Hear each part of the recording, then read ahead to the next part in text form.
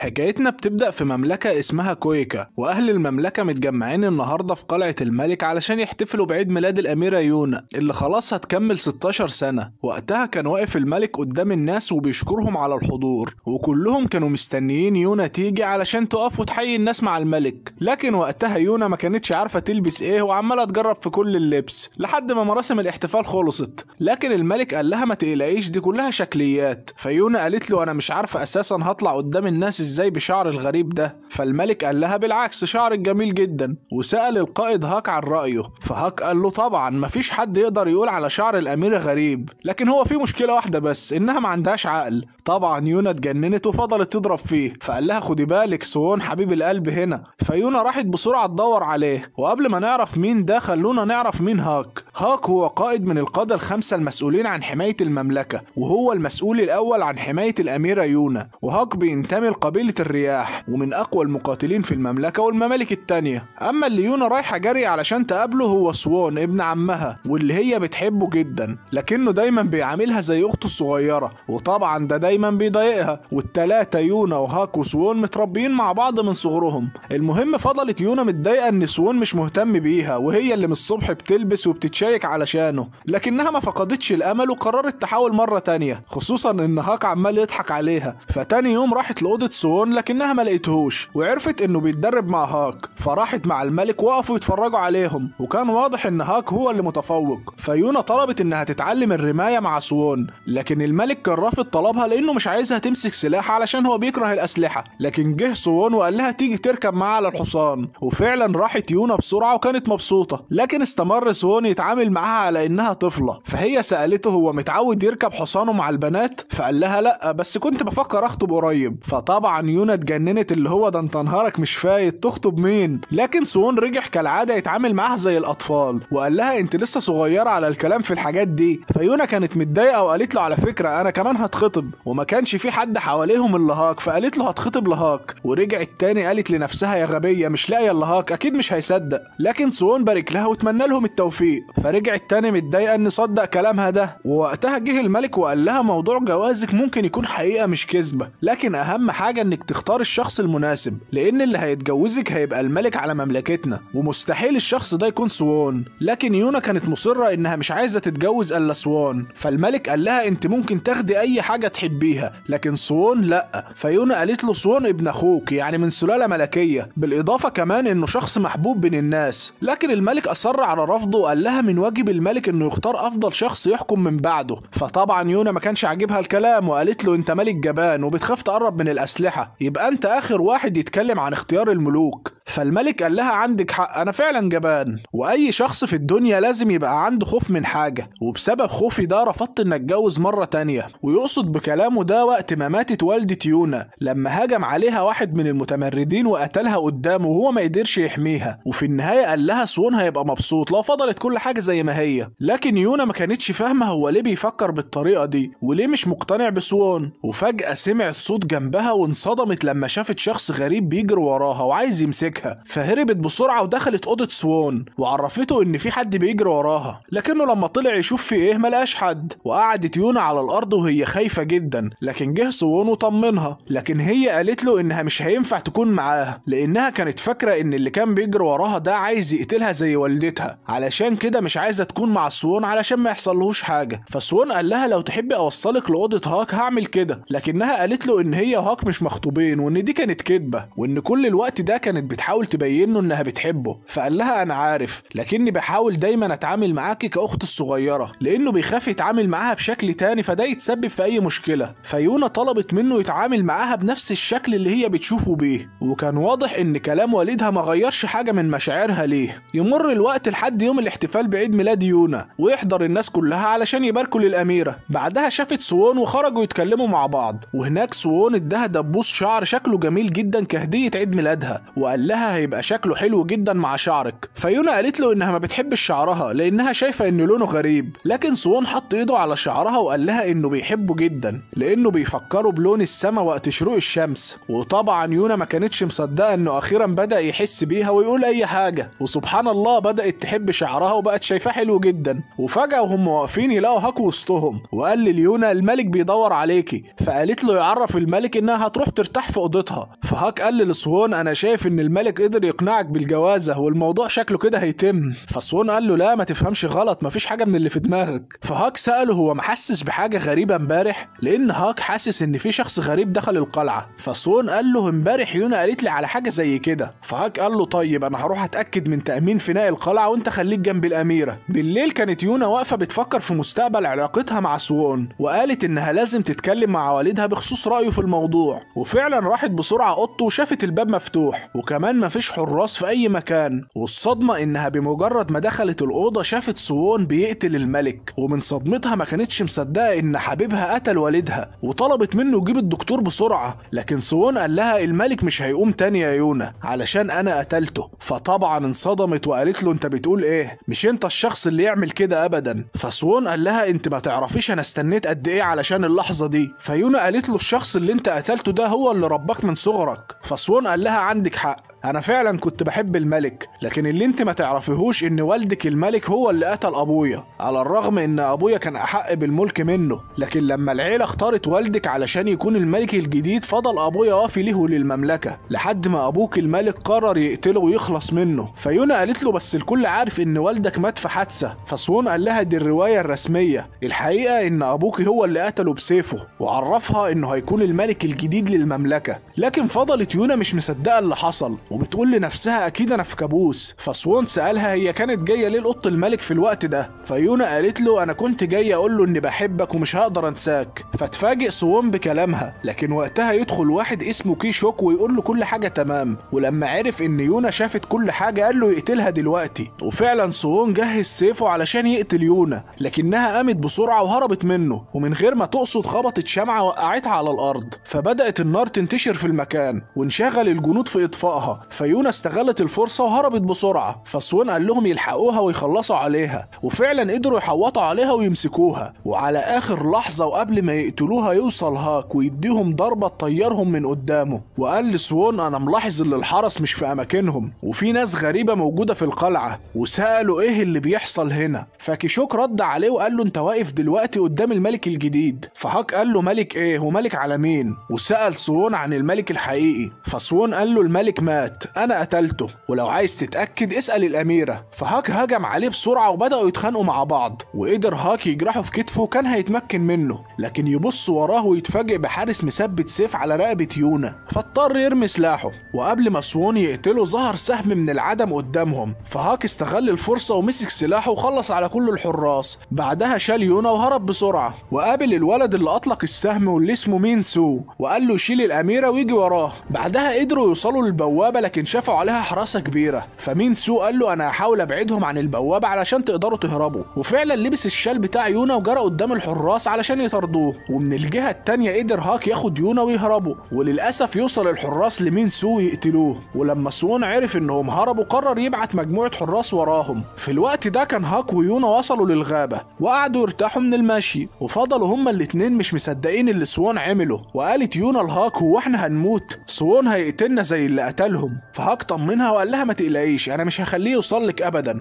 ومع طلوع النهار قال لها هاك لازم نمشي دلوقتي علشان بدأ الحراس يقربوا مننا. لكن يونا كانت حزينه ومش متخيله ان والدها كان الصبح بيحتفل معاها بعيد ميلادها ودلوقتي مش هتقدر تشوفه تاني. فهاك حضنها وقال لها طول ما انت عايشه هيفضل الملك عايش معاكي ومش هيموت ابدا. في الوقت ده جوه المملكه بدأت الناس تحس بحاجه غريبه. فكيشوك قال لسوون انه لازم يتصرف بسرعه ويتعين رسميا كملك جديد. في الوقت ده كان هاك بيفتكر وقت ما كان صغير، ساعتها طلب منه الملك يحمي يونا وأمنه انه يفضل جنبها على طول وياخد باله منها. وافتكر ذكريات طفولته مع سوون وازاي كانوا زي الاخوات طول عمرهم. واخر حاجه كانوا يتصوروها انه يقتل الملك ويحاول يقتل يونا اللي كانت صعبانه على هاك جدا وهو شايفها في الحاله دي، لانه عارف ان عمرها ما عاشت يوم صعب في حياتها، ودلوقتي مطلوب منها تقف على رجليها وتكمل حياتها بعد موت اعز شخص عندها. لكنه قال لها انه مش هيسامح سوون ابدا، لكن الاهم والأهم إنك تتغلبي على حزنك وتقومي علشان ترجعي حق الملك وتنسي إن ده سوون اللي انت حبيتيه. وعرفها إنهم هيروحوا لمدينة فوجو، ودي مدينة هاك اللي اتولد واتربى فيها. وفعلا بعد مدة من المشي والتغلب على مخاطر الغابة اللي واجهتهم قدروا يوصلوا لمدينة فوجو. ودخل هاك ورحبوا بأهل المدينة كلهم، وحس إن خبر موت الملك لسه ما وصلهمش، وكلهم كانوا فاكرين إن يونا حبيبة هاك وفضلوا يسألوها أسئلة كتير. لكن هاك قال لهم إن دي بنت من المملكة وجاية تتدرب هنا. ويبص وراه فيلاقي يونا داخت من كتر أسئلتهم، فشالها وقال لهم يجهزوا سريرها. وسأل عن جده موندوك زعيم القبيلة، وعرف إنه راح لقلعة الملك. فهاك استغرب وسأل عن السبب، وعرف إن المملكة عملت اجتماع ضروري لكل القادة. فهاك استغرب تاني وسأل نفسه هو سوون بيفكر في إيه. في الوقت ده نعرف إن سوون جمع كل قيادات القبائل وخدعهم بإن حد قتل الملك، والأميرة يونا والقائد هاك مفقودين. فقائد قبيلة النار قال للجد هاك إن في إشاعات بتقول إن هاك هو اللي قتل الملك وخطف الأميرة يونا. وقتها يدخل سوون ويأكد لهم موت الملك وفقدان هاك ويونا، وقال لهم لو حد عرف مكانهم يعرف حراس المملكة علشان يرجعوهم. وطلب منهم ما ينشروش خبر موت الملك علشان لازم يحافظوا على استقرار المملكة، لأن لو الخبر اتعرف هيحصل فوضى وخطر على الكل. وهنا اتدخل كيشوك وقال لهم الوضع الحالي بيتطلب تعيين ملك جديد، ومفيش أنسب من سوون لقيادة المملكة. فكلهم وافقوا وما كانش في حد فيهم معترض، لكن فضل قرار جد هاك اللي قال لهم إنه تعبان وهيأجل الموضوع لحد ما يرجع هاك، لأنه هو القائد الحالي لقبيلة الرياح. فكيشوك قال له رفضك ده هيزود شك الناس أكتر من ناحية قبيلة الرياح وعلاقتها بموت الملك. فقال لهم أنا هوافق وأعترف بسوون ملك لو اتجوز الأميرة يونا. فسوون قال له إحنا هنعمل مراسم التتويج بعد 3 أيام، وعارف إنك هتحضر علشان خاطر المملكة وعلشان خاطر قبيلة الرياح. بعدها نعرف إن باقي قادة الممالك عارفين بموت الملك وموافقين عليه كمان. وحذر قائد قبيلة النار من إن هاك ينشر الخبر ويعمل مشكلة، لكن سوون قال له ما تقلقش، هاك مش غبي لأنه عارف نتيجة ده. هو كل اللي همه حاليا حماية يونا، لكن برضه لازم نعمل حسابنا لو قبيلة الرياح اتمردت علينا. في الوقت ده كان أهل قبيلة الرياح بيعتنوا بيونا، وعرفنا تايون أخو هاك الصغير. وجه هاك وقال لها إن اسمك الجديد هو رينا، وإنك متدربة من المملكة. وكان واضح إن يونا مبسوطة وسطهم، وحس هاك إنه مطمن عليها وسط أهله. بعدها خرجت يونا تتمشى في القبيلة، وقابلت واحدة وادت لها غسيل تغسله، وقالت لها أنا سمعت إنك لا بتعرفي تطبخي ولا تغسلي ولا حتى تعزفي وترقصي، بس ما تقلقيش أنا هعلمك كل حاجة. وقتها يجي هاك وياخد الغسيل منها ويروحوا على النهر. وهم ماشيين يونا قالت له على فكرة أنا بعرف أعزف وأرقص شوية. فهاك قال لها أنت بتسمي وجع الدماغ اللي كنت بتعمليه ده عزف؟ وحس هاك إنها بدأت ترجع لطبيعتها شوية بشوية. لكن لما وصلوا للنهر اتفاجئوا إنه جف تماما ومفيش مية. فحاول هاك يهديهم وبعت حد يشوف إيه المشكلة. وقتها يوصل جده ويطمن على يونا ويعرفهم باللي سوون عايز يعمله. بعدها يوصل الشاب اللي هاك بعته وقال لهم إن قبيلة النار عملت سد في مجرى النهر وحاولوا يقتلوه كمان. فجد هاك طمنهم وقال لهم ما تقلقوش المية هترجع في أقرب وقت. وعرف هاك إن قبيلة النار بتضغط عليهم بأوامر من سوون علشان نوافق عليه كملك جديد، لكنه طمن يونا إنه مش هيوافق أبدا. وعرفهم إن قبيلة النار ما عندهاش حاجة تانية تعملها غير كده. لكن على الجانب الآخر شفنا قادة النار بيخططوا لقطع الطريق على التجار، لأنهم عارفين إن ممكن قبيلة الرياح يشتروا منهم مية ويبقى اللي عملوه ده من غير فايدة. وعرفنا إن ابن قائد النار طمعان في الملك هو كمان، وعايز يوصل للملك عن طريق إنه يتجوز يونا. بالليل في قبيلة الرياح نشوف إن أخو هاك تعبان ومحتاج دواء، والدواء ده بيجيلهم عن طريق التجار. لكن مع قطع الطريق عليهم بقى الوضع أصعب وفرصة الحرب بين القبيلتين زادت. لكن في الوضع الحالي هاك قال لهم إن الحرب مع قبيلة النار مش هتنفع دلوقتي، لكن لما يجي وقتها لازم نكون جاهزين. وبخصوص دواء تايون فهجيبه من دكتور قريب في الغابة. المهم بعد ما الجو هدي راح هاك يتكلم مع جده وطلب منه يوافق على تعيين سوون ملك، لأن ده في مصلحة أهل القبيلة علشان الدنيا ترجع زي الأول والتجارة تشتغل. أما عن هاك فقرر يمشي من القبيلة ويسلم القيادة لجده زي الأول. فجده قال له بس بكده ممكن يكون في خطر عليك، وممكن يعملوا مكافأة للي يقتلك لأنك في نظرهم هربان بعد ما قتلت الملك. بالإضافة كمان ليونا هتعمل معاها إيه؟ فهاك قال له ما تقلقش عليا، أما بخصوص يونا فهي هتفضل هنا وهتبقى واحدة من القبيلة. وفعلا اتفقوا مع بعض على قرارهم، وراح هاك يجهز نفسه علشان يمشي. في الوقت ده كان وصل الدواء بتاع تايون وقامت يونا تطمن عليه، وفعلا بقى كويس. لكن وهي راجعة شافت المكان اللي بيتعالج فيه التجار اللي هاجمتهم قبيلة النار، وازاي كانوا في حالة صعبة جدا، وبدأت تحس بالذنب اكتر لما شافت اللي حصل لهم واللي مقتنعة انه بسببها، لان من وقت ما جت هي للقبيلة بدأت الدنيا تبوظ، والقبائل التانية مستعدين يعملوا اي حاجة علشان يضغطوا عليهم، وكانت زعلانة انهم مبينين فرحهم على الرغم من كل اللي حصل.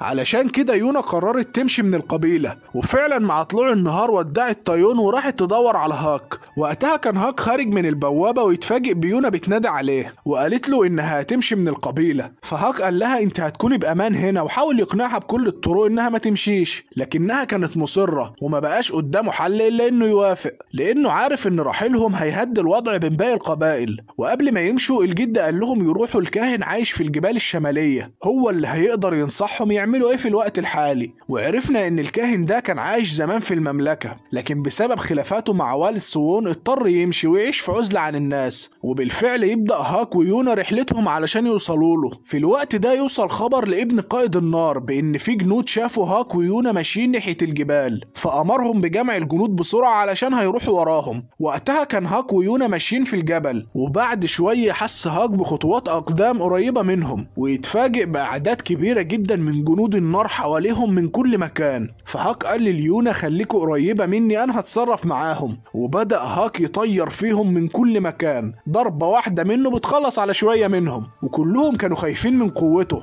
وهنا يتدخل تاي جون ابن قائد النار ويبدأ يتكلم، لكن هاك ما ادالهوش أي اهتمام، وقعد هو ويونا يتفرجوا على الطبيعة. فطبعا اتجنن وأمر الأسهم يضربوا عليه، لكن هاك قدر يتفاداها كلها وبدأ يخلص عليهم. لكن بسبب عددهم الكبير كان لازم هاك يشوف ليونا مكان تستخبى فيه، فخدها بسرعة وبعدوا عن الجنود. لكن وهم بيجروا تدوس يونا على سهم وتقع على الأرض، فبيجهز واحد من الرماة قوسه ويضرب عليها سهم، لكن بيجي هاك على آخر لحظة وياخد السهم بدلها. بعدها شالوا من جسمه بسرعة وأخد يونا وهرب، وقدروا يستخبوا في مكان بعيد عن الجنود. وقال لها هاك ما تتحركيش من مكانك لأي سبب، وراح هو يتصرف معاهم. لكن كان واضح على هاك إنه بدأ يتعب. وهنا سمعت يونا واحد من الجنود بيقول لتاي جون إن السهم اللي أصاب هاك مسمم، فأمرهم يضربوه بسهم كمان زيه. كل ده كانت سامعاه يونا ومش عارفة تعمل إيه، وافتكرت طلب هاك منها إنها ما تروحش في أي مكان. لكن قالت لنفسها أنا كنت لازم أفضل في القبيلة لأني مشتتة حركة هاك وشغلاه بحمايتي. وقررت إنها مش هتسيب هاك يموت علشانها، وخرجت بسرعة ووقعت الجندي قبل ما يضرب السهم. ووقفت قدام تاي جون بنظرات أول مرة يونا تظهر بيها، فحاول تاي جون يقنعها ترجع معاه وهيقدروا هما الاتنين ينتقموا من سوون. لكنها رفضت وقالت له إن كلكم مجرمين طمعانين في الملك، وفي سبيل كده مستعدين تعملوا أي حاجة حتى لو على حساب الأبرياء، والأميرة اللي الكل طمعان فيها مش هتسيب حقها وهترجع مملكتها. وقتها حاول هاك يقتل الجنود اللي قدامه ويروح لها، لكن بسبب عددهم الكبير والسم اللي دخل جسمه قدروا يتمكنوا منه، وضربوه ضربات قوية جدا في جسمه، وضربة منهم اتسببت في وقوعه من على الجبل وضياع سلاحه. لكن على آخر لحظة قدر يمسك في حافة الجبل، فحاولت يونا تروح بسرعة وتنقذه قبل ما يقتلوه، لكن تاي جون مسكها من شعرها ومنعها تروح له. فقامت يونا ماسكة سيفه وقطعت شعرها وراحت بسرعة لهاك.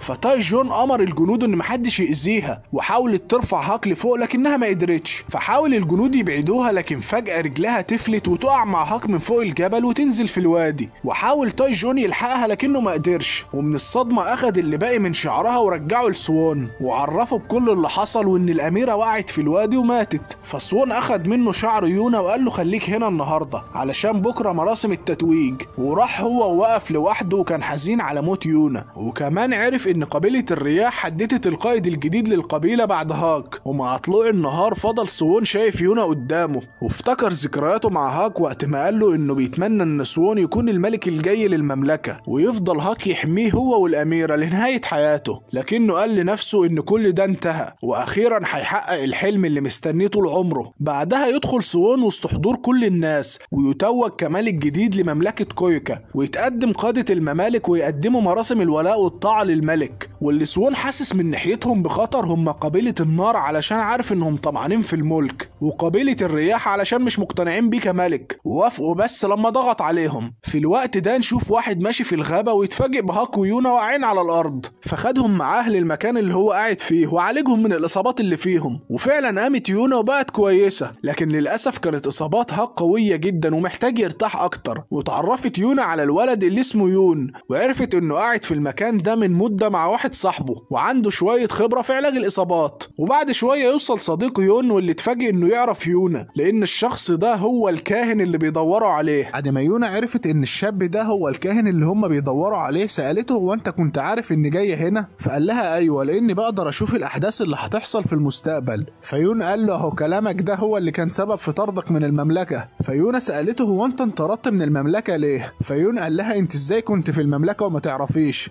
ومرضاش يقول لها وطلع يلم الغسيل. وشاف يونا وهي قاعدة جنب هاك وقلقانة عليه. وقتها كانت هي بتفكر في كلام يون وبتقول لنفسها على الرغم من السنين اللي عشتها في المملكة عمري ما عرفت حاجة عن موضوع الكهنة. وقتها ايد هاك تتحرك ويبدأ يطلع صوت خفيف، فجه يون يطمن عليه وقال لها ان هاك عنده حمى شديدة وشكله هيعدي بليلة صعبة النهاردة. وقبل ما يمشي يونا مسكت ايده وطلبت منه ينقذه، فقال لها انا بحاول اعمل كده علشان انا مش عايزه يموت عندي، بس ما تتأمليش كتير في ان هقدر، انا مش دكتور، وخدي بالك انت لسه لحد دلوقتي ما شكرتنيش على انقاذك، واتوقع انك عمرك ما شكرت هاك على كل مرة عرض فيها حياته للخطر علشان يحميكي. فيونا كانت متفاجئة بكلامه وبدأت تبكي، لكن جالها الكاهن وقال لها ما تقلقيش هاك مش هيموت وهيبقى كويس، وطلب من يون يتعامل معاها بطريقة ألطف من كده. فيون قال له انت عارف اني ما بحبش الملوك ولا اللي منهم. فعرض الكاهن على يونا انهم يخرجوا ويتمشوا، وقال لها ما تقلقيش على هاك لان ادوية يون فعالة جدا وانا مجربها ومتأكد انها هتخليه كويس. فراحت يونا معاه وسألته وهم ماشيين انت ليه عايش في المكان ده؟ فقال لها انا عشت في اماكن كتير قبل كده لكن في النهاية استقريت هنا،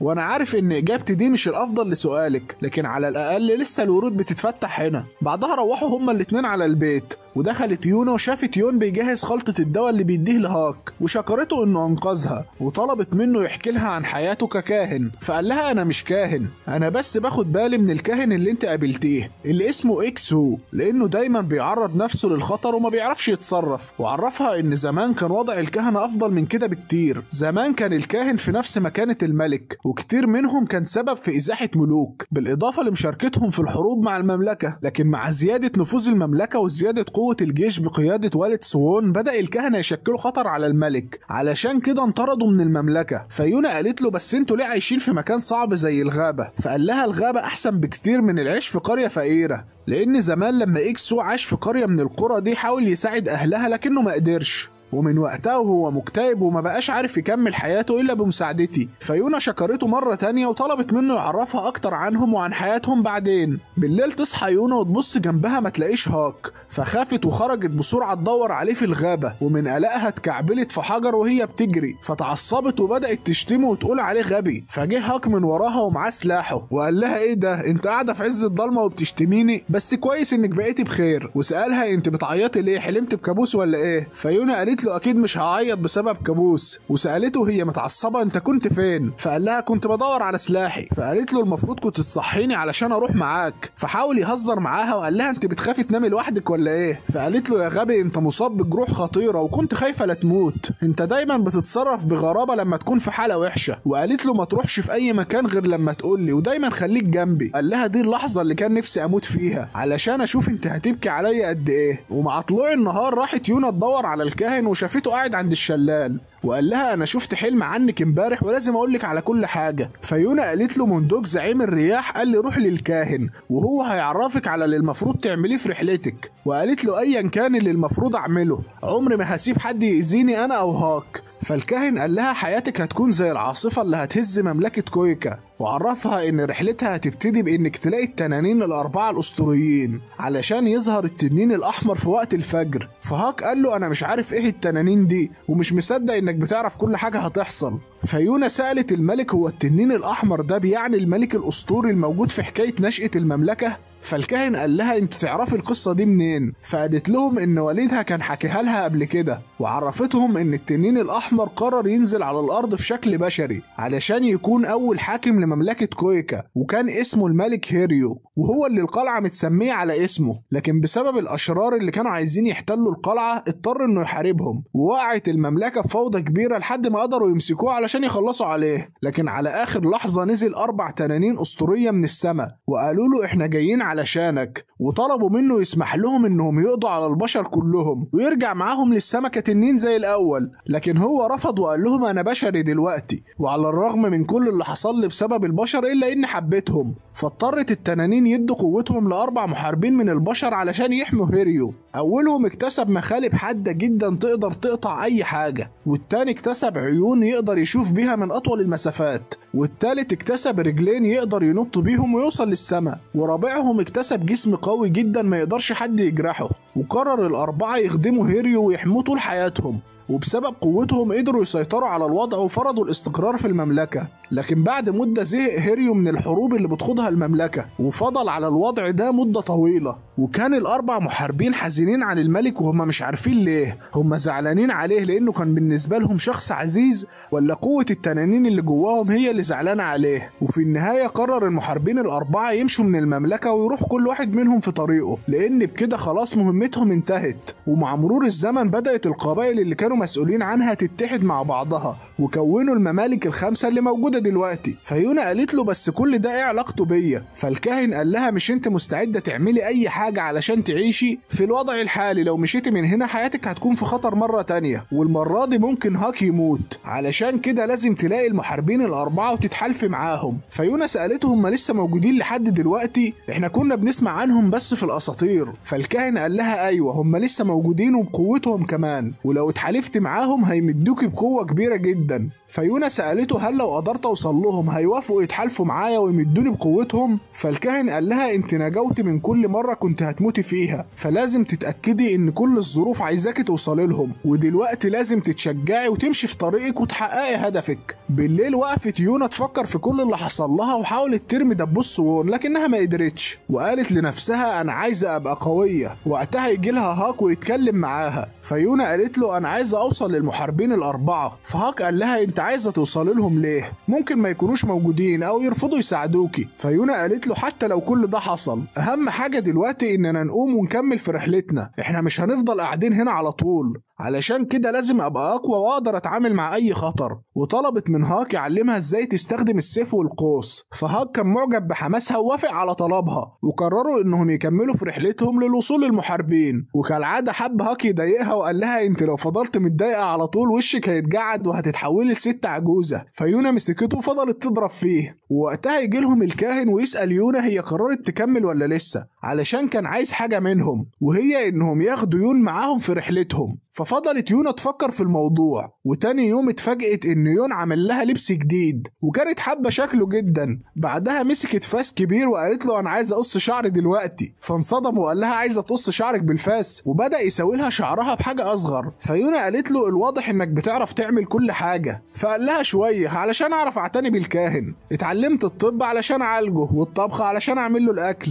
فيونا قالت له بالاضافه كمان انك شخص لطيف مع الكل، حتى وانت بتكره الملوك وافقت تقص لي شعري. فقال لها خدي بالك ده مش ببلاش، انت مديونه ليا بتمن العلاج وقص الشعر. فيونا قالت له لا ما تلاقيش، عليك وعلى مندوك بقى. فيونا استغرب وقال لها مندوك بطل قبيله الرياح؟ فيونا قالت له بطل ايه، انا طول عمري بشوفه بيعتني بالاطفال الصغيره. فيونا قال لها يا غبيه، مندوك كان بطل كبير زي عمك والد سوون. المهم بعد ما خلص قص الشعر سالته يونا هو يعرف كل المعلومات دي منين. فيونا عرفها انه بيحب القرايه جدا وبيقدر يحفظ اي حاجه يقراها، لكنه ما قراش كتب كتير لانه بالنسبه له صعب انه يوصل للكتب. وقال لها بس دي مش مشكله، علشان هحاول اجمع شويه كتب جديده في الفتره الجايه، وحاليا هكتفي بالكتاب التعبان ده اللي جابه لي اكسو. كل ده ويونا بتحاول تتكلم معاه على موضوع انه يجي معاهم، لكنها ما قدرتش تقول كله. بعدها راحت لإكسو وقالت له إن يون بيحبه وهم زي العيلة الواحدة ومش هينفع تفرقهم عن بعض، علشان كده مش هيقدروا ياخدوه معاهم زي ما هو طلب. وقتها كان يون معدي وسمع كل كلامهم، فمسك إكسو وقال له أفهم إيه بقى من الكلام ده؟ أنت عايزني أمشي معاهم ولا إيه؟ فإكسو قال له أنا عايزك تروح مع يونا وهاك في رحلتهم وتستكشف العالم زي ما أنت بتحلم، وما تقلقش أنا هبقى كويس. لكن يون كان متضايق من كلامه وقعد لوحده يفتكر أول مرة قابله فيها.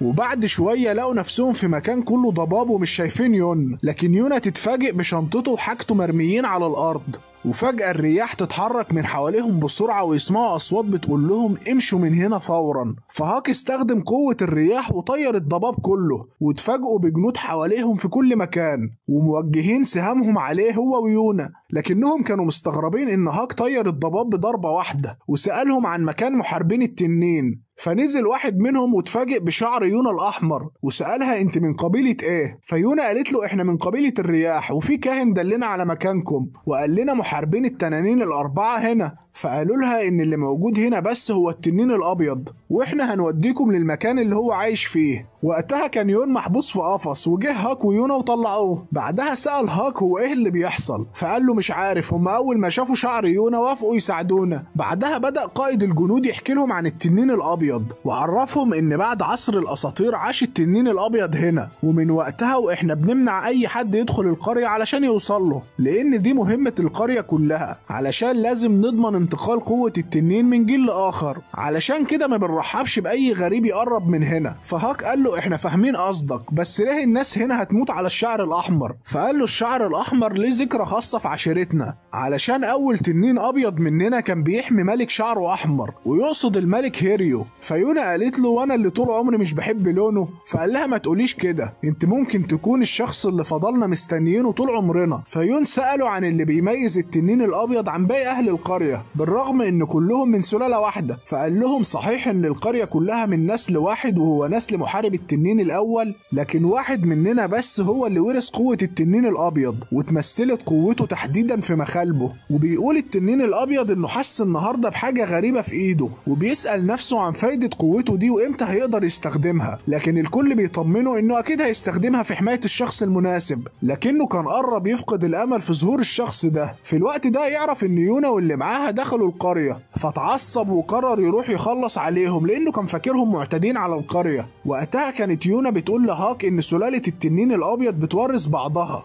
لكن لازم يكون شخص واحد بس هو اللي معاه القوة، يعني لما الأب يسلم القوة لابنه بيكون مات. وقالت له لو رفض التنين يتعاون معانا هنكمل احنا في التدريبات مع بعض. وقتها كان وصل التنين ونده على يونا وهو متعصب، لكن بمجرد ما لفت له انصدم لما شاف شعرها الأحمر، وفجأة ايده تضخمت بشكل غريب وبدأ الدم يجري في كل جسمه. وسمع صوت التنين الأبيض وهو بيقول له مهمتك هي حماية الملك لآخر عمرك، وإنك ما تخونهوش أبدا. ففهم ان يونا هي الشخص المنتظر من سنين علشان يحميه. بعدها وقع على الارض واغمى عليه، ولما فاق يونا سألته هو انت التنين الابيض؟ فقال لها ايوه، وورثت القوة دي من عيلتي. وكان فاكر ان يونا هي الملكة اللي في الاسطورة التاريخية. فهاك قال لها هم فاكرينك الملك هيريو باين علشان شعرك احمر. بعدها سألها التنين عن اسمها، فقالت له اسمي يونا، وانا مش الملكة اللي انتم منتظرينها، أنا جاية هنا علشان أدور على قوة التنانين لحماية نفسي وأصحابي، وناوي أكمل في رحلتي لحد ما ألاقي التنانين التلاتة الباقيين. وسألته هل هو موافق ينضم ليهم ويكمل معاهم الرحلة؟ فقال لها طبعا موافق، وده شرف عظيم ليا، وأيا كانت الأهداف اللي عايزة توصلي لها فأنا معاكي،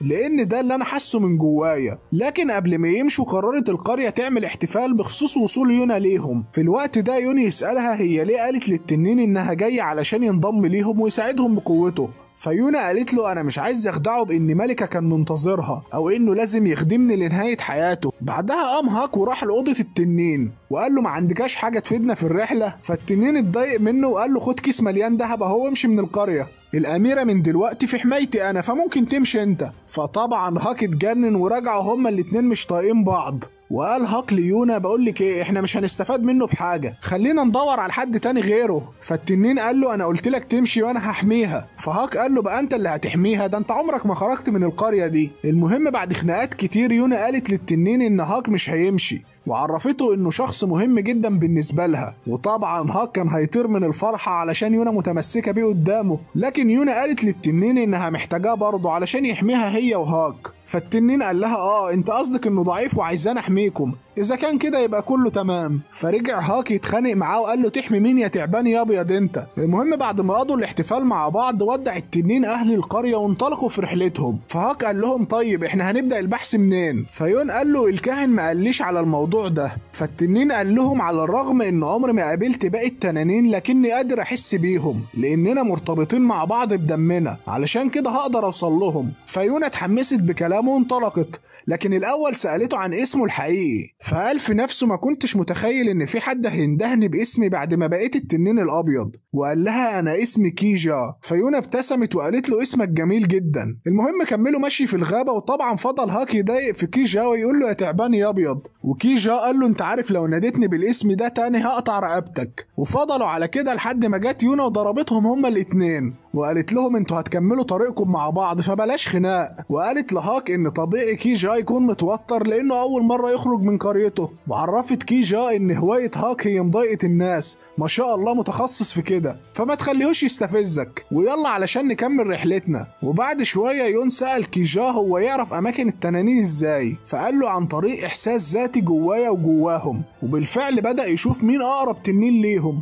وعرفهم ان اقرب تنين ليهم هو التنين الازرق، وعلى الاغلب هو موجود في مكان قريب. وقال لهم يمشي وراه وهو هيوصلهم، لكنه لا طلع يعرف الطريق ولا شايف هو ماشي فين اساسا. ووقع في حفرة كلها حشرات اول مرة يشوفها، وعلشان هو بيكره الحشرات بدأ يصرخ باعلى صوت عنده، وما استفادش حاجة من الموضوع الا ان هاك رجع يضحك عليه تاني، وكل شوية يقول له الحق في حشر على هدومك. لكن فجأة وهم واقفين يحسوا بخطوات اقدام جاية ناحيتهم وبأعداد كبيرة. فهاك قال ليونا ويون استخبوا بعيد، وهنا يظهر حواليهم ناس مسلحة بأعداد كبيرة وعايزين يسرقوهم. فهاك قال للكيجا دول قطاع طرق. فكيجا قال له يعني عاد قطعهم لأجزاء صغيرة؟ فهاك قال له أيوه، أو ممكن تستخبي جنب الأميرة لو خايف. فكيجا قال له أما نشوف مين اللي هيستخبي. كل ده وقائد قطاع الطرق عمال يتريق على كيجا، لكن أول ما لمس إيده اتفاجئ إنها سخنة جدا. بعدها بدأت تكبر بشكل مرعب وبقت أشبه بدراع تنين. وقال لهم كيجا إن القوة دي بقالها 1000 سنة محبوسة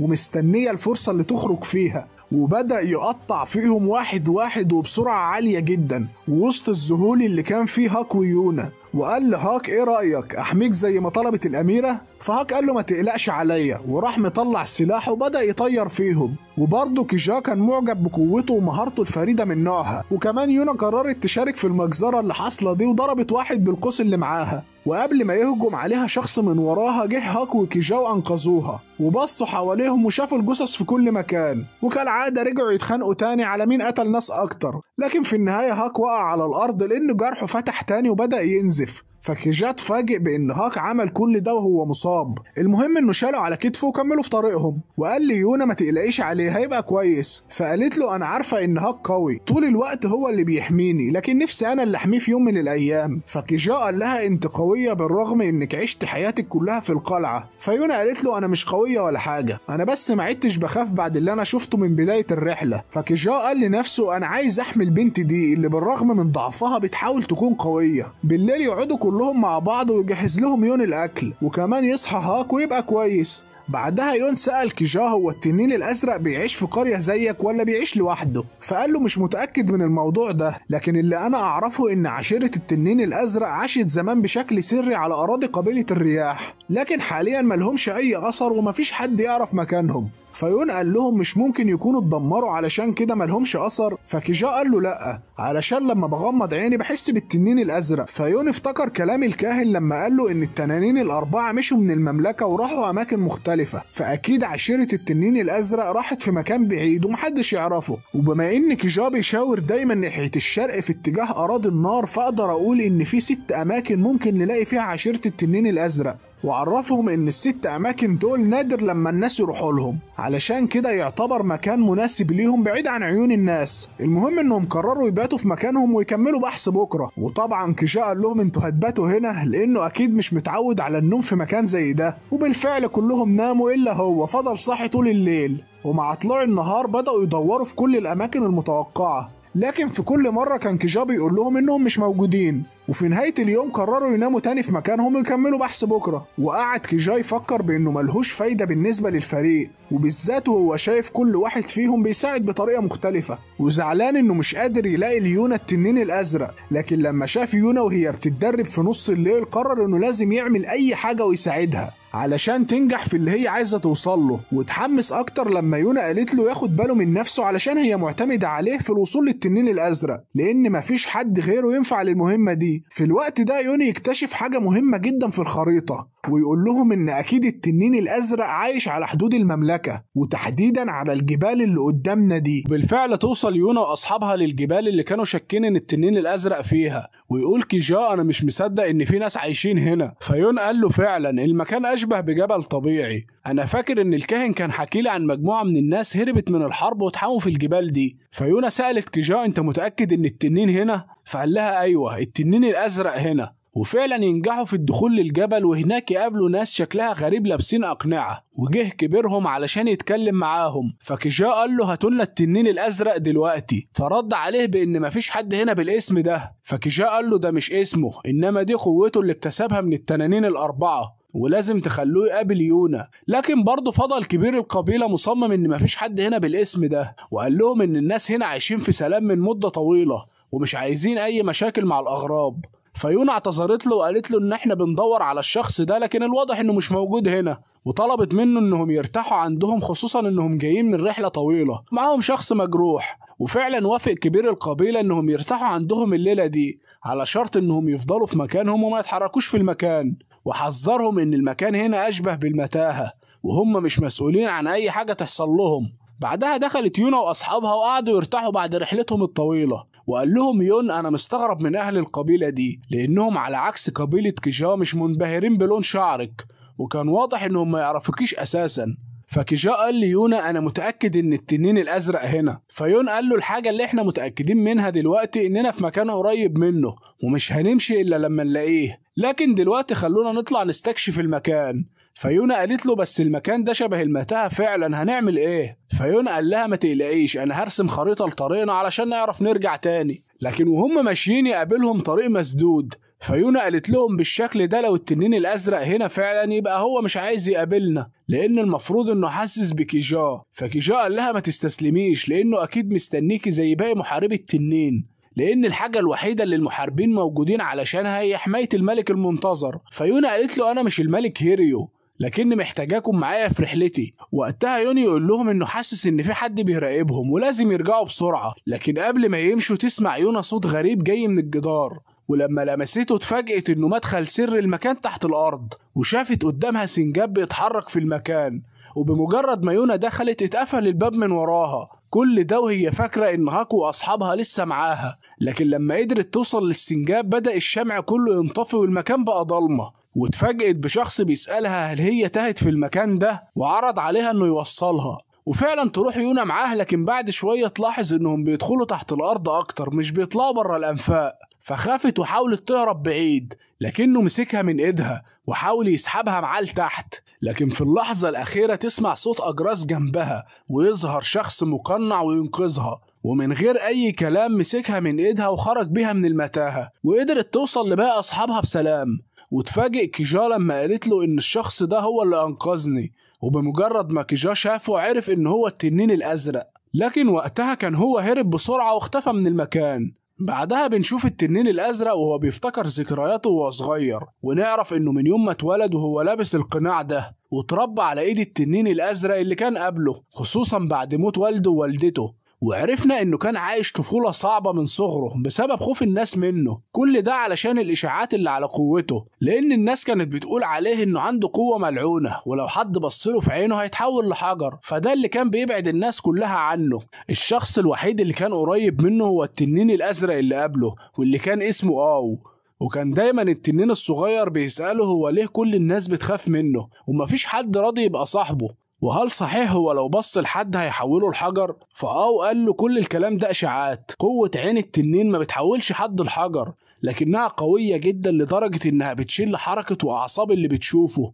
وممكن تشل قلبه كمان. وفي كل الأحوال هي قوة مخيفة جدا، علشان كده لازم تفضل لابس القناع ده. وعلى قد ما كان وصعب جدا في تعامله معاه ودايما بيكلمه بحدة، إلا إنه كان خايف عليه جدا من أي غريب، علشان كده كان دايما بيمنع أي غريب يدخل القرية أو يفكر إنه يقرب من التنين، بالرغم إن كان يوم عن يوم بيتعب ونظره بيروح، لأن قوة التنين بتتنقل منه للتنين الصغير، فكل ما تزيد قوة التنين الصغير بيضعف أكتر. وعلشان التنين الصغير دايما بيشوفه بيحارب بالسيف، سأله هو ليه ما بيستخدمش قوة عينه ضد الأعداء. وقتها اتعصب عليه وقال له إياك تستخدم قوة عينك دي ضد أي حد، وأكد له إن قوته ملعونة ولو استخدمها ممكن ترد عليه شخصيا. وبيقول التنين الأزرق عن إنه كان صارم وصعب جدا، لكنه اتعلم منه حاجات كتير، وكمان كان قوي جدا حتى وهو في أصعب لحظاته. حتى في اليوم اللي فقد فيه نظره كله فضل دايما بيحاول يحمي القرية ويحمي قوة التنين، وكان حزين جدا إنه هيسيب التنين الأزرق الصغير لوحده ومش هيقدر يشوفه تاني. وفي النهاية مات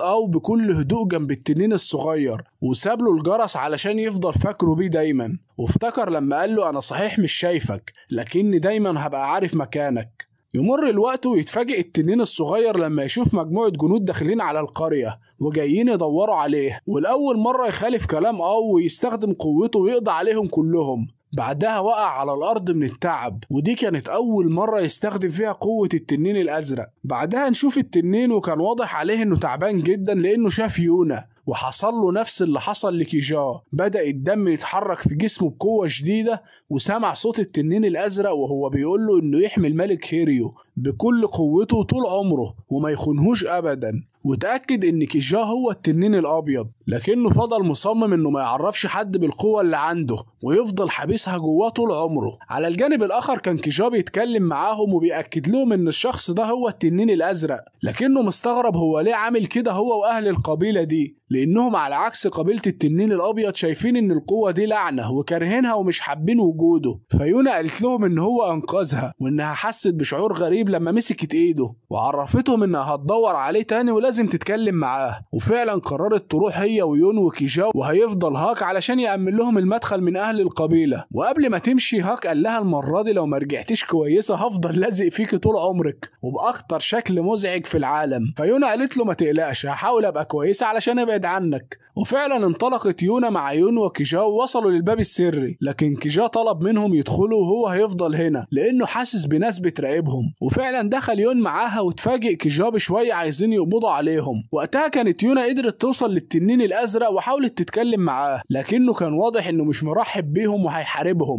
لكن أساسا يونا ما كانتش مركزة معاه خصوصا لما شافت السنجاب وفضلت تلعب معاه وسألته هو اسمه إيه. فالتنين كان متفاجئ وبيقول لنفسه هي مين دي بقى، أنا متعصب ورافع عليهم سيفي وهي عمالة تلعب لي مع السنجاب، وقال لها إن اسمه فيونا قالت له بس مش لاقي عليه الاسم ده. بعدها عرفته بنفسها وسألته عن اسمه، فقال لها أنا التنين الأزرق. فيونا قالت له أنا عايزة أعرف اسمك الحقيقي، فقال لها أنا ما عنديش اسم، أنا التنين الأزرق بس. فحاولت يونا تقرب منه لكنه منعها بشدة وقال لها انتوا جايين هنا ليه وعايزين مني ايه. فيونا قالت له انها عايزاه يجي معاها في رحلتها، فبدأ يحس بشعور غريب في جسمه. وفجأة مسك يونا وقال لها اي حد بيدور على قوة التنين الازرق فهو من اعدائي. لكنه سمع صوت التنين مرة تانية وسأل يونا انت مين وعايزة مني ايه، وبعدها نزل سيفه وبعد عنها. فيونا قالت له انا مش عدوتك، انا بدور على التنانين الاربعة علشان اقدر اكمل في رحلتي انا واصحابي. وطلبت منه يبقى صاحبهم وينضم ليهم، لكن التنين قال لها انه ملعون ومش عايز حد يعرف بقوته. فيونا حاولت تعرف منه هو ليه بيقول كده، لكنه طلب منها تمشي وتسيبه. وقبل ما تمشي يونا قالت له انها حست بشعور جميل لما مسكت ايده، وعمرها ما هتقتنع ان دي ايد ملعونة لانها مش فارقة معاها. بعدها مشت هي ويون وفضل التنين لوحده، وخرجت وشافت الناس واقفين قدامهم وعايزين يخلصوا عليهم، لكن وقتها يحصل زلزال ويبدأ الكل يهرب بسرعة، وعلى اخر لحظة تقع حجارة على المدخل تقفله بالكامل ويتحبسوا كلهم وراه. وقتها كان هاك بيحاول يشيل الحجارة دي علشان يوصل لهم. وعلى الجانب الاخر بدأ واحد من اهل القبيلة يتوتر وخاف انه يفضل محبوس، وقال ان كل اللي احنا فيه ده بسببه هو، لولا قوته الملعونة ما كناش عشنا في المكان ده. فيونا ما كانتش كانتش عارفة هما ليه بيكرهوه كده، فقال لها انت ما تعرفيش قد ايه هو شرير، بسبب قوته الملعونة دي فضلت قبيلتنا عايشة في رعب، حتى لو مات واحد بيتولد مكانه شخص جديد بيمتلك اللعنة. وقال لهم انتوا ما تعرفوش مخيف قد ايه انه يكون ابنك هو الشخص اللي معاه القوة الملعونة، علشان كده لازم يفضل التنين في قريته وما يخرجش منها ابدا. لكن التنين ده تسبب في موت جنود كتير وهو صغير بسبب قوته، وده اللي خلى اهل القبيلة يعيشوا في الجبال دي بعيد عن الناس الطمعانين في القوة. وقتها يوصل التنين الازرق ويبدأ يقرب من الشخص ده، فحاول يقول له انه ما تكلمش مع الاغراب في حاجة، لكن بسبب خوفه من التنين قام ضربه وطير القناع من على وشه. ودي كانت اول مرة يونا تشوف عينه من غير القناع. لكن اهل القبيلة حذروهم ان اللي هيبص له هيتحول لحجر في نفس اللحظة. لكن وقتها التنين يغمض عينه ويمسك القناع ويلبسه. فيونا فهمت انه مش عايز يأذيهم، وسألوا كيجا هو جاي ليه بالرغم انه رفض يروح معاهم في رحلتهم. وقتها يمسك التنين فاس ويبدأ يكسر في مكان بعيد عن البوابة، وقال لهم ان المكان ده اسهل طريقة هتخرجهم من هنا. ففهموا انه عايز يساعدهم، وبدأوا كلهم يكسروا في الجدار علشان يخرجوا. ومن الجهة التانية كان هاج مش قادر يزيل كل الحجارة من على المدخل،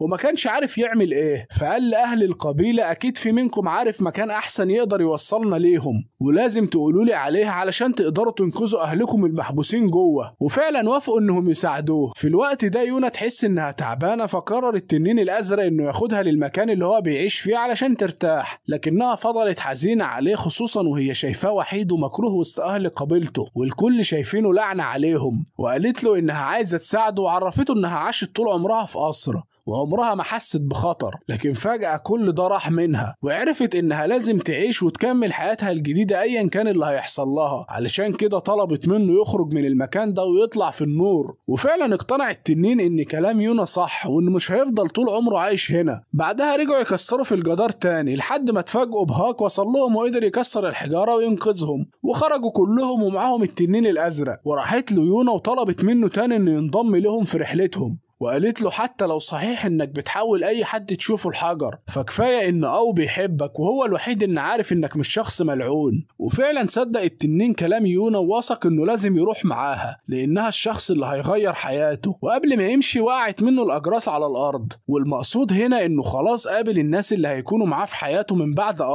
علشان كده ما بقاش محتاج للجرس. المهم وهم في الطريق يون سأل كيجا هو يعرف فين مكان التنين اللي بعده، فكيجا قال له ايوه اكيد. وقبل ما يقول اي حاجه راح واقع على الارض، وكان واضح انه تعبان جدا من كتر التكسير في الحجاره. فقعدوا يرتاحوا شويه، وطلبت يونا من كيجا انه ما يضغطش على نفسه كتير لان التعب ده بيأثر على قدرته انه يعرف اماكن التنانين الباقيه، خصوصا انهم مش عارفين هل التنين الازرق يقدر يحدد مكان باقي التنانين ولا لا. لكنه استخدم قوه نظر ونزل اصطاد لهم سمك من النهر، وعرفهم انه قوه عينيه ما بتحولش حد لحجاره. بعدها قعدوا كلهم وطبخ لهم يون الغدا. وحست يونا ان التنين الازرق بردان، فعرضت عليه انه ياخد الشال بتاعها، لكنه قال لها شكرا يا يونا. وطبعا ده صدم باقي الشله، من جهه انهم سمعوا صوته اخيرا لانه ما بيتكلمش كتير، وتقريبا دي اول مره يسمعوا صوته. والحاجه التانيه ان بقالهم كتير جدا بيندهوا ليونا بلقب الاميره، فالكل كان متفاجئ من كلامه. لكن يونا كانت مبسوطه انه نداها باسمها، وقالت له انها لازم تشوف له اسم جديد غير التنين الازرق. وفعلا فضلت يونا تفكر في اسم مع اصحابها، وقابلت هاك في طريقها وقالت له ان هو الوحيد اللي بتحس انها اميره معاه فعلا لما بيقول لها كده، لانه دايما بيفكرها بوالدها وبايامها في المملكه، علشان كده عايزاه يناديها باميره دايما.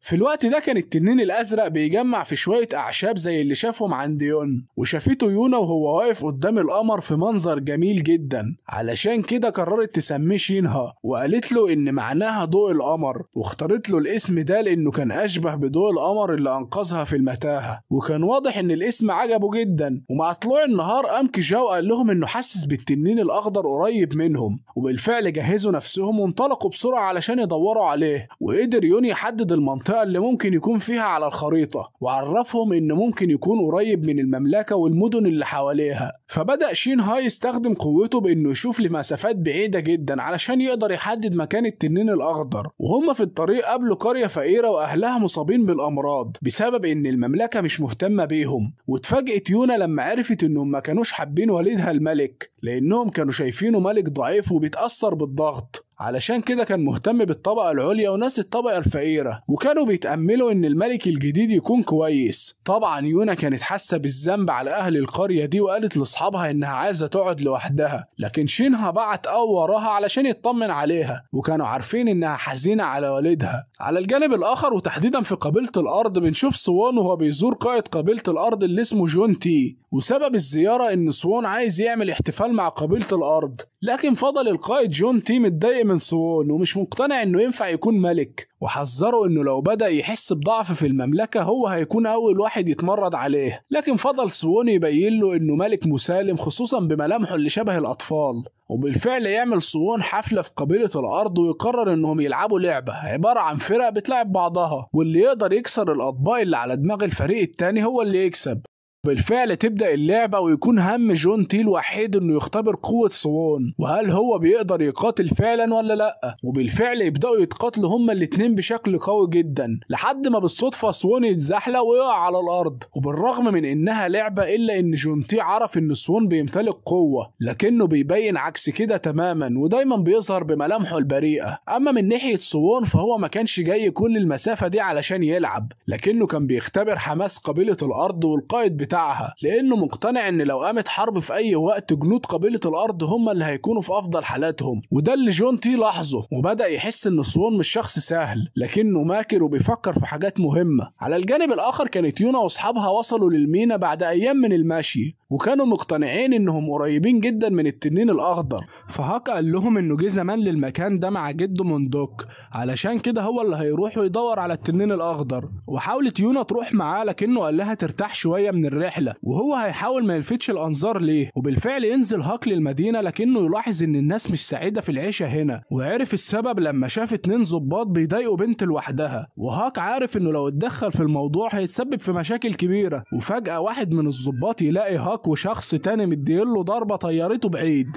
وبكل سهولة خلصوا على الشرطي التاني. بعدها هربوا بسرعة علشان باقي الشرطة بدأت تطاردهم، وهم بيهربوا الشخص الغريب سأل هاك هل هو جندي في الجيش لأنه قوي جدا، فهاك قال له لا أنا مجرد شخص مسافر. وبعد شوية يطمنوا إنهم بعدوا عن الشرطة ويمشي الشخص الغريب ويسيبهم. بعدها نشوفه هو بيطير فوق البيوت وينزل على سفينة واقفة في البحر، ونعرف إن ده جيها التنين الأخضر، ودي هي قبطان السفينة واسمها جيجن. وقال لها جيها إنه حاسس إنهم قريبين منه جدا، فقالت له أنت تقصد الموضوع اللي أنت قلقان منه بقالك فترة؟ فقال لها أيوة، أنا حاسس إن التنين الأبيض والأزرق هنا في المدينة. على الجانب الآخر هاك رجع للمجموعة لكن من غير ما يشتري لهم أي حاجة، فيون قال له أمال أنت كنت رايح أساسا ليه؟ وقرروا إنهم هيرجعوا تاني للمدينة مع بعض. فهاك قال في نفسه أكيد مش هقول لهم إن اتخانقت مع ضباط في المدينة وضربت 2 منهم يعني. ونشوف كيجا وشينها وهم واقفين قدام المحيط وتأكدوا إن التنين الأخضر موجود هناك. تاني يوم هاك قال لهم إنه هيروح للسوق علشان يشتري سلاح جديد وهم يسبقوه يشتروا الحاجات اللي هم محتاجينها، لكن الحقيقة إنه كان عايز يبعد عنهم علشان الضباط عرفوا شكله من خناقة امبارح ولو شافوه معاهم هيعملوا مشكلة. وهم ماشيين حس كيجا إن التنين الأخضر موجود في السفينة دي، لكن فجأة حس إنه بعيد عنها ومش قادر يحدد مكانه لأن وقتها كان هو بيتمشى في المدينة وقابل هاك هناك مرة تانية وطلب منه يفضل معاه لأن الشرطة بتطارده، لكن الحقيقة إن الشرطة مش بتطارده ولا حاجة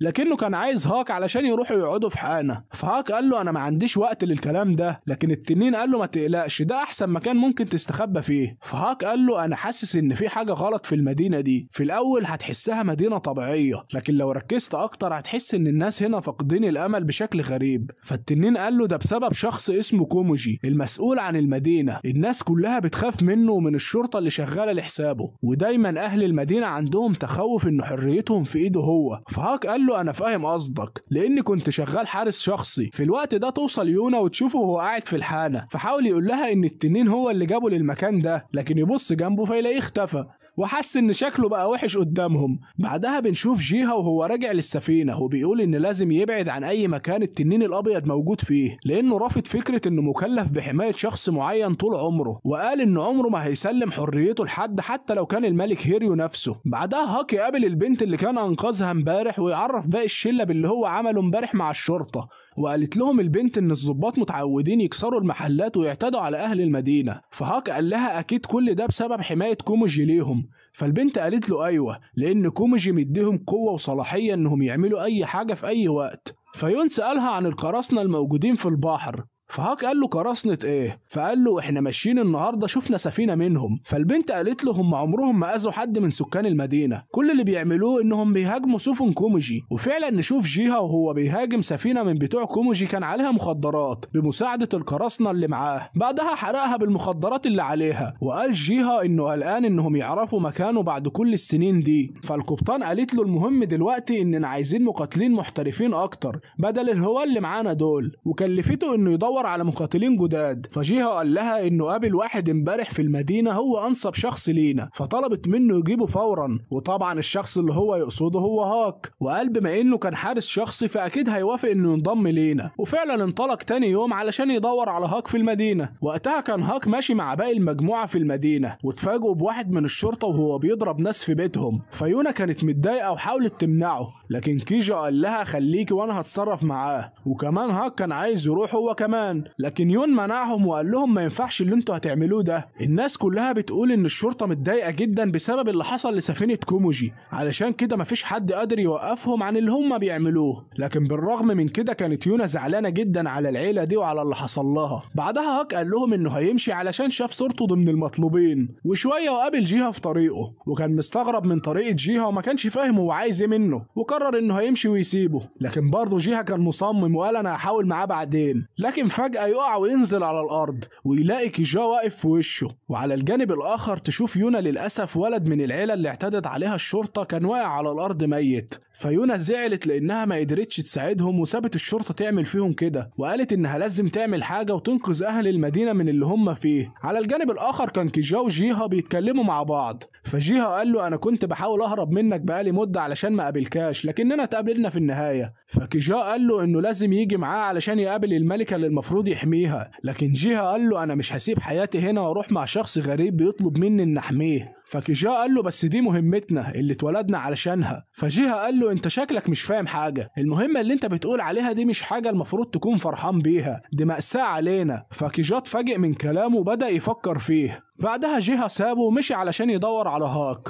وفعلا قدر يلاقيه وعرض عليه انه يكون قرصان معاهم. لكن وقتها توصل يونا ويشوفها جيها ويحصل له نفس اللي حصل للتنانين اللي قبله، وبيسمع صوت التنين الاخضر وهو بيكلمه وبيأمره بحماية الملك هيريو طول عمره. فيونا قربت منه علشان تطمن عليه وقالت له انه حرارته عالية جدا. وقبل ما يمشي سألته يونا هو انت التنين الاخضر؟ فجيها حاول يخدعها بعكس كده، لكن وقتها كان وصل كيجا وعرفهم على كل حاجة. فيونا قالت له انها كانت بتدور عليه من مدة وسألته عن اسمه، فقال لها ان اسمه جيها، والحقيقة انه ما كانش عايز يقابل يونا، لكنه قال لها انا كنت هقول الكلام ده للتنين الابيض والازرق لو قابلتهم، علشان انا مش هروح معاكم ولا ناوي احمي حد بقوتي ولازم تمشوا من هنا. فيونا قالت له انا مش الشخص المنتظر اللي المفروض تتبعوه، انا بس عايزاكم تكملوا معايا في رحلتي. لكن جيها رفض انه يروح معاهم، وده اللي اتفهمته يونا وقالت له ان دي حاجة ترجع لك وانت ليك حق ترفض. لكنها قالت له انها عايزة تقابل القبطان بتاعهم بعد ما عرفت من هاك ان جيها قرصان.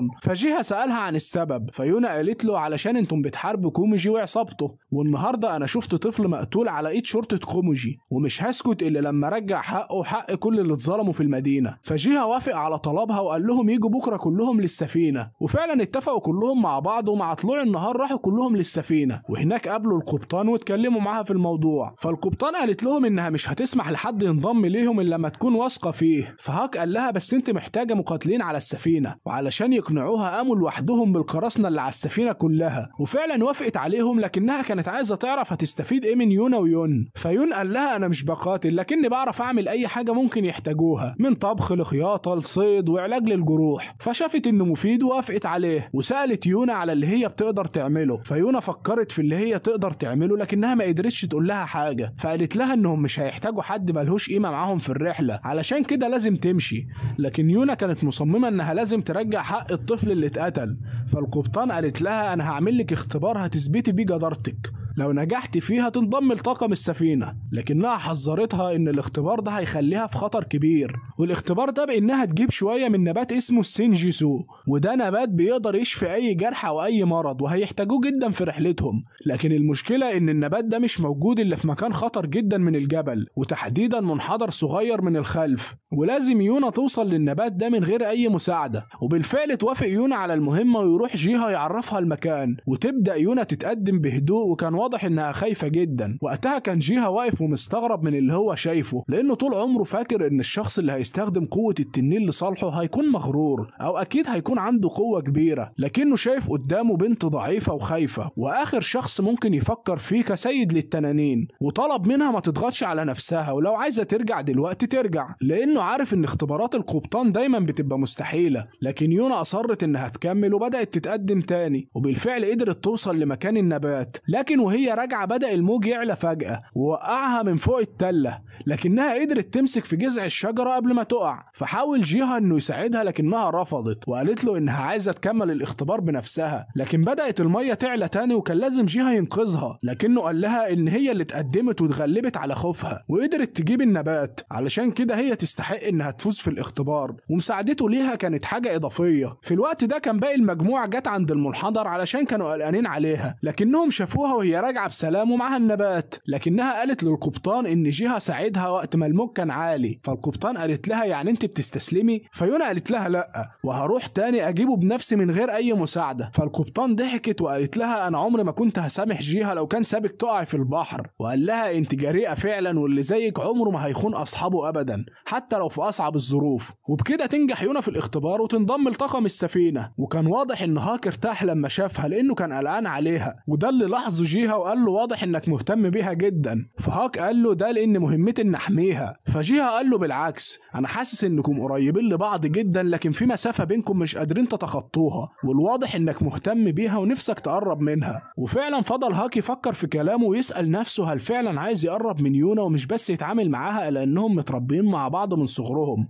لانه من جواه حاسس انه عايز يفضل جنبها على طول. بالليل تقول القبطان ليونا ان النبتة اللي هي جابتها ساعدتهم جدا في العلاج، وعرفتها انها هتفكك الطاقم اللي معاها بعد المعركة الجاية، لانها مش عايزة تخسر اي حد منهم وعايزاهم يرجعوا لحياتهم الطبيعية. لكن المشكلة الوحيدة هو جيها، لان السفينة دي بالنسبة له هي بيته الوحيد، ولو الطاقم مشي هيفضل هو لوحده. علشان كده طلبت من يونا انها تاخده معاهم في رحلتهم. فيونا قالت لها انا عرضت عليه الفكرة لكنه رفض. فالقبطان قالت لها ممكن هو لسه مش جاهز يسيب بيته ويمشي. فجيها كان واقف وراهم وقال لها بالعكس، على الاقل لو بقيت لوحدي هقدر اعمل اللي انا عايزه، لكني هفكر في الموضوع. وقتها كان شينها واقف وشاف من بعيد مجموعة سفن بتتجمع عند المينا، عددهم 7 وعليهم ناس مسلحين. فالقبطان قالت لهم دي حاجة مثيرة جدا، أخيرا بدأ كوموجي يتحرك وواضح إنه عايز يخوفنا. وقالت لجيها جهز الرجالة كلهم لأن خلاص المعركة بدأت، وعرفتهم إن المعركة هتكون في مدينة اسمها كاي، وتحديدا وقت تسليم الصفقة اللي هتكون بينهم وبين كوموجي. فيونا سألتها اشمعنى الصفقة دي؟ فالقبطان قالت لها لأن دي صفقة إتجار في البشر وأغلبهم نساء وأطفال، لكن واضح من القوة اللي هم جمعوها إنهم ناويين يخلصوا على القراصنة كلهم، علشان كده لازم نفاجئهم ونهجم عليها في المحيط اللي فاصل بين المدينتين. فجيها قال لها المهم دلوقتي إننا نعرف هم هيتحركوا إمتى وإزاي، وأي سفينة هيكون عليها النساء والأطفال. فالقبطان قالت له أكيد كوموجي هيستخدم النساء والأطفال كرهاين لغاية ما تنجح الصفقة، علشان كده لازم نهجم بحذر وبهدوء. فواحد من القراصنة سألها هل ممكن كوموجي يكون هناك بسبب أهمية الصفقة؟ فقالت له أيا كان لازم نستعد علشان نقدر نهزمه هو وعصابته ونحرر المدينة منهم. وبالفعل بدأ القراصنة ينقلوا كل اللي يحتاجوه معاهم على السفينة، وهاك وشينها دربوا شوية منهم على حركات جديدة للقتال، ويون كان بيعالج المرضى والمصابين. أما شينها فقرر إنه ياخد يونا ويروحوا علشان يستكشفوا المدينة، وهناك اتفاجئوا بكوموجي بيتحرك بين الناس، وشافوا قد إيه الناس كانوا مرعوبين منه، ومنهم بنت كانت متنكرة في شكل راجل علشان يبعدوا عنها. ولما سألوها هي خايفة من إيه قالت لهم إن في يوم راحت هي وبنت صاحبتها علشان يشتغلوا في محل معين، وصاحبتها دي كانت جميلة جدا علشان كده وافقوا عليها، لكنها انصدمت لما دخلوها أوضة هناك وفجأة انشقت الأرض وبلعتها. ومن يومها وهي ما رجعتش ولا شافتها، وعرفت بعد مدة إن المحل ده بتاع كوموجي نفسه. فجيها قال لهم ده أكيد المكان اللي بيحتجزوا فيه الرهاين المخطوفة علشان يتاجروا بيهم، لكنه طمنها بإن صديقتها هترجع وهتكون بخير. بعدها رجعوا على السفينة، وهناك جيها قال لهم إنهم ممكن ممكن يتحركوا بعد يومين، وكمان عرف مكان المحل اللي بيخطفوا الناس منه، وعرفهم انهم بيتظاهروا انهم هيشغلوهم وفي الاخر ياخدوهم ويتاجروا بيهم. ولما جيها سأل شوية من العمال اللي في المحل ده عرف ان المحل هيفضل مفتوح بس اليومين كمان، علشان كده توقع ان الصفقة هتكون بعد يومين. لكن تظل المشكلة انهم مش عارفين البنات هيكونوا على اي سفينة. فيونا قالت لها طيب لو قدرنا نطلق العاب نارية من السفينة المقصودة هل هنقدر نوصل لها وننقذهم؟ فالقبطان قالت لها ايوه، بس مين اللي هيقدر يوصل لها ويطلق الالعاب النارية؟ فيونا قالت لها انا اللي هدخل السفينة ونفذ الخطة. لكن طبعا الكل كان رافض الفكرة وقالوا لها ان دي مخاطرة كبيرة جدا وممكن يكون في خطر على حياتها، بالاضافة انهم مش ضامنين الخطة دي هتنجح ولا لا. فيونا قالت لهم مفيش قدامنا الا الحل ده، لازم ننقذ البنات بسرعة علشان مفيش وقت. اما عن الالعاب النارية فشينها هيقدر يشوفها ويحدد مكان السفينة حتى لو هي بعيدة، بالاضافة كمان ان مفيش حد هيقدر ينفذ المهمة دي غيري. علشان كده صممت يونا انها هتروح وتنقذ الرهاين، وبالفعل وافقت القبطان على خطتها، لكن قالت لها مش هينفع تروحي لوحدك ولازم حد يروح معاكي. واتفقوا ان انسب واحد للمهمة دي هو يون، علشان هو اللي هيقدر يتنكر كبنت جميلة. وقرروا انهم هينفذوا خطة التسلل دي بكرة بالليل. قعدت يونا مع القبطان اللي طلبت منها تاخد بالها من نفسها ومن حياتها، وقالت لها ان من يوم ما يونا انضمت لطاقم السفينة وهي شايفاها زي بنتها، علشان كده مش هتسمح انها تعرض حياتها للخطر ببساطة. وده اللي فرح يونا جدا وحسسها انها بتتكلم مع امها. على الجانب الاخر كان هاك خايف على يونا من اللي هي عايزة تعمله، ومع كل محاولاته انه يمنعها لكنها فضلت مصرة. لكن بالرغم من كده كان نفسه يشوفها ناجحة في خطتها وتقدر تنقذ الرهاين. تاني يوم يجهز يونا ويون ويروحوا للمحل وينجحوا انهم يشتغلوا فيه. بعدها طلبوا منهم يستنوا في نفس الأوضة لغاية ما يجي المدير، وزي اللي حصل مع البنت اللي قبلهم انشقت الأرض وبلعتهم. بعدها نقلوهم في عربية وهم متغميين ووصلوهم لبيت كوموجي، وبالفعل زي ما توقعوا لقوا هناك بنات كتير محبوسين. بعدها جه كوموجي ومسك يونا علشان شاف شعرها الأحمر، فحاول يون يقنعه بإنه ياخده هو بدلها، لكن كوموجي ضربه بقوة ووقعه على الأرض وقال لهم إنه مش عايز يسمع صوتهم أبدا من دلوقتي، بالظبط زي البنت اللي هو ماسكها دي. لكنه ينصدم لما يبص ليونا ويشوف في عينيها نظرة مرعبة خلته يرميها بعيد، وكان واضح إنه خاف منها جدا. بعدها سأل يونا هل هي من المدينة دي؟ فقالت له أيوة، وإنها بنت تاجر فقير في المدينة. فقال لها إنه شاف بنت زمان في قلعة هيريو كانت بنفس لون الشعر لكنها كانت أميرة وما قدرش يشوفها إلا مرة واحدة، ويقصد طبعا الأميرة يونا نفسها، لكنها خدعته بإنها من المدينة وأكيد مش الأميرة اللي هو يقصدها.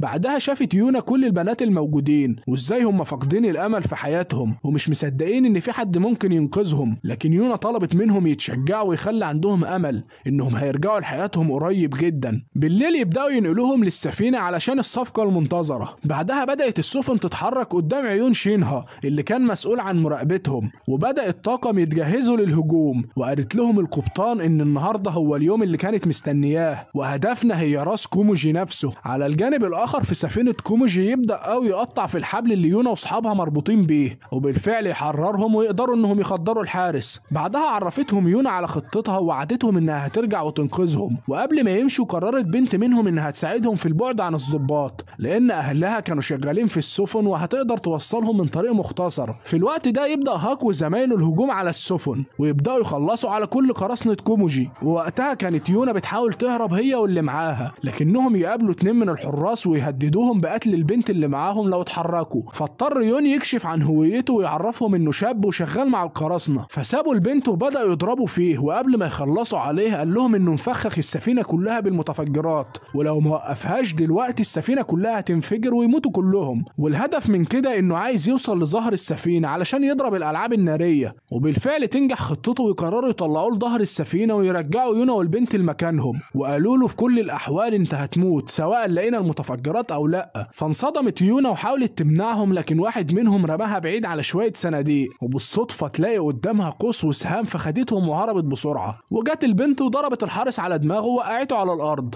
وقتها كان يوم بيحاول يخدعهم ان المتفجرات عند مقدمة السفينة، كل ده علشان يقدر انه يضرب الألعاب النارية. وعلى آخر لحظة توصل يونا وتهددهم بالقوس وتقول لهم يبعدوا عن يون. بعدها خطرت ورمت القوس وجرت ناحية يون وخدت منه الألعاب النارية، وعلى آخر لحظة قدرت تولعها من الشمعة ونجحت إنها تطيرها، وبالفعل تنفجر الألعاب في السماء ويقدر يشوفها شينها ويحدد مكان السفينة. لكن وقتها رجالة كوموجي يمسكوا يونا ويعرفوا إن هي كمان شغالة مع القراصنة، وعملت كل ده علشان يعرفوا مكان السفينة. وفي اللحظة الأخيرة وقبل ما يوصل السيف على رقبتها يوصل جيها ويطيرهم كلهم، والأول مرة يظهر بنظرات مرعبة ويقول لهم إنه مش هيرحم أي حد فكر إنه يؤذيها. وبالفعل عينك ما تشوف إلا النور، نزل فيهم ضرب خلاهم ينسوا أساميهم. لكن وقتها توصل سفينة تانية مليانة مرتزقة مسلحين ويهجموا عليهم، لكن يوصل شينها ويكمل عليهم هو كمان. ووقف هاكو وكيجا على باقي السفن يخلصوا على اللي فيها، وقالت لهم القبطان إنهم خلصوا تقريبا على كل رجالة كوموجي، لكن فاضل كوموجي نفسه، ولازم نلاقي طريقة نخرجوا بيها من المكان اللي هو مستخبي فيه، لأننا لو خلصنا عليه يبقى كده المعركة انتهت بفوزنا. وبالفعل بدأ هاكو وكيجا يخلصوا على الموجودين في كل سفينة وبعدها يغرقوها، وقدروا فعلا يغرقوا سفن كتيرة جدا ومبقاش الا عدد محدود منهم، لكن لسه ما قدروش يعرفوا مكان كوموجي. في الوقت ده كان كوموجي بيتابع اللي بيحصل بره من رجالته، وانصدم لما عرف ان سفنه كلها اتدمرت،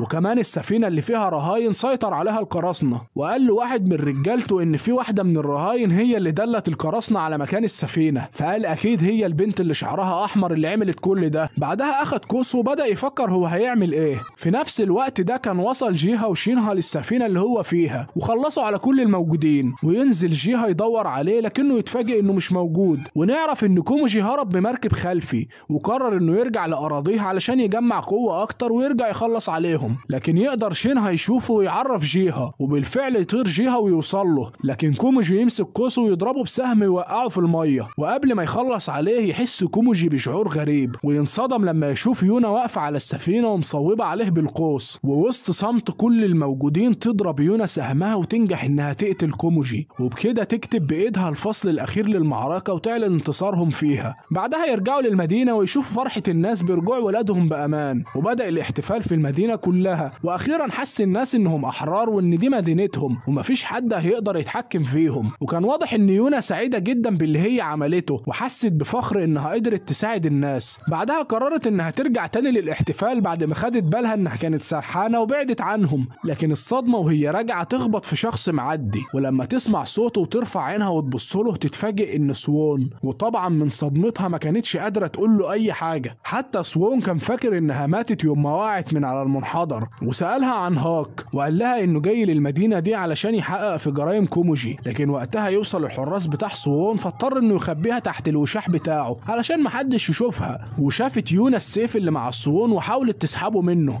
لكنه مسك ايدها ومنعها. وبعد ما مشوا الحراس قال لها انا عارف انك عايزة تقتليني لكن مش دلوقتي، لسه في حاجات كتير عايز اعملها. بعد كده يودعها سوون ويمشي. وقعت يونا على الارض وبدأت تبكي بشدة من صدمتها، وسمعها هاك وجالها بسرعة. بعدها رجعوا هما الاتنين المدينة ودخلت يونا تغير هدومها، وهناك شافت دبوس سوون وصممت انها مهما حصل لازم تنتقم لوالدها ولنفسها. بعدها عرفت زمايلها انها هتمشي من المدينة بكرة، وسألتهم هل هيكملوا الرحلة معاها ولا لا، وبالفعل الكل يقول لها انهم معاها وهيكملوا رحلتهم مع بعض للنهاية. وبالليل راح جيها وودع القراصنة زمايله وراح لقبطان السفينة يودعها، لانه عارف انه مش هيقدر يبعد عن يونا واصحابها، وواضح ان قدروا انه يكمل معاهم رحلتهم للنهاية. ومع طلوع النهار جهزوا نفسهم وودعوا اهل المدينة. وطلبت يونا من القبطان انها تبعت سلامها لجيها، لان يونا كانت فاكرة انه مش هيجي معاهم. وفعلا القبطان ودعتها وادت لها كمان شوية من النبات المعالج.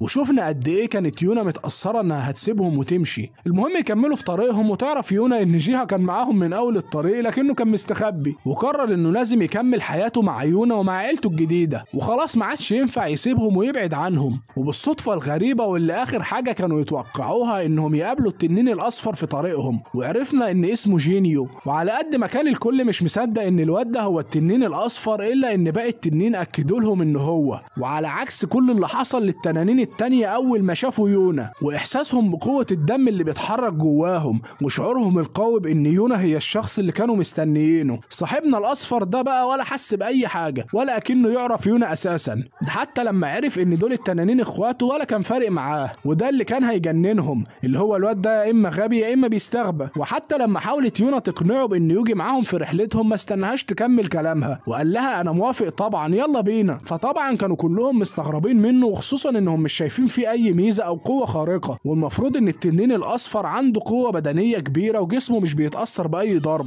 فهاك حب يعمل له اختبار وراح مديله واحده طيره بعيد، فكلهم قالوا يا جماعه ازاي ده التنين الاصفر بس. المهم انهم قرروا ياخدوه معاهم في رحلتهم، وبكده يكون شرط ظهور التنين الاحمر بقى كامل بوجود التنانين الاربعه مع بعض. وزي ما قالت الاسطوره القديمه هيجهز السيف والترس اللي بيحموا الملك، وهيظهر التنين الاحمر في الفجر. علشان كده قرروا كلهم يروحوا للكاهن اكسو علشان يعرفهم خطوتهم الجايه، لكنهم يتفاجئوا انه واقع على الارض ودماغه بتنزف، وافتكروا ان في حد هجم على بيته، لكنه قال لهم انه واقع على الارض واتعور. المهم ان يونا سالته عن موضوع السيف والترس اللي في الاسطوره القديمه، فقال لهم احنا لسه قدامنا شويه وقت لحد ما يظهر السيف والترس، لكنكم هتعرفوا في وقتها. فجينيو سال يونا هي ناويه تعمل ايه في الفتره الجايه، هل بعد ما هربت من المملكه هترجعي لها تاني وتهزمي صوون وترجعي حكمك، ولا عندك خطه تانيه ناويه عليها؟ والمشكله هنا انهم عارفين ان دي مش مهمه سهله، من جهه ان مواجهه صوون والجيش اللي معاه محتاجه تجهيز، ومن جهه تانيه اداره شؤون المملكه من بنت في عمر يونا حاجه مش مضمونه، علشان كده لازم يفكروا كويس في خطوتهم الجايه. وبالليل تقعد يونا مع اكسو وتقول له انها عاشت ايام صعبه جدا من يوم ما خرجت من المملكه، لكن دايما كانت بتقابل ناس يساعدوها ويحموها من الخطر. علشان كده يونا قررت انها هتساعد اي حد مظلوم او محتاج للمساعده في اي مكان في المملكه، وفي حاجات كتير محتاجه انها تعملها قبل ما ترجع حكمها. بعدها راحت يونا تتدرب بالسيف تحت المطر، وجالها هاك وقعدوا هما الاتنين في كهف لحد ما المطر يخلص، وقالت له ان جيها قال لها على حاجه امبارح، وهي ان هاك مش عايز يعلمها المبارزه بالسيف علشان خايف عليها لا تتعرض لخطر، وقال لها يمكن هو عايز يخفيكي عن الناس علشان تفضلي جنبه على طول. فهاك قال لها ما تصدقيش كلام الواد ده، فقالت له انها عارفه انه بيكذب. فهاك قال لها انا لو عليا عايز اظهرك قدام العالم كله واوقفك قدام شعب كويكا كلهم واقول لهم ان دي ملكتكم الجديده اللي عملت المستحيل علشان تحميكم. وقتها تنام يونا على كتف هاك ويفضل هو مش عارف هيعمل ايه في ايامهم الجايه. وفي الوقت ده كان بدأ صوون يتحرك بجيشه في المملكه علشان ينفذ خطته المستقبليه، اما يونا واصحابها فقرروا انهم يكملوا في طريقهم، ومهمتهم انهم يحموا اهل المملكه كلها ويمنعوا اي ظلم يقع عليهم، وبتخلص الحكايه.